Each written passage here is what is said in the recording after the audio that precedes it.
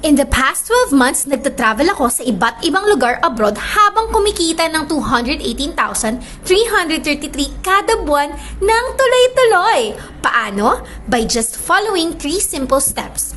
Alam mo ba na hindi mo kailangan mag-work ng 8 hours per day para maabot ang income goal mo, whether it's 40K, 100K, even 200K.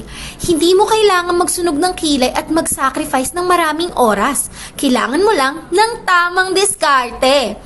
Hindi tulad ng crypto, dropshipping, blogging, at freelancing na kailangan mo ng maraming oras, pera, at effort para gumana. At ang masaklap, hindi sigurado nakikita ka. Nakadepende pa rin sa'yo. Pero habang ang iba, ito ang ginagawa, kabaliktaran naman ang ginagawa ko. I just follow these 3 simple steps para ma-reach ang income goal ko and spend it on things I love, like traveling abroad.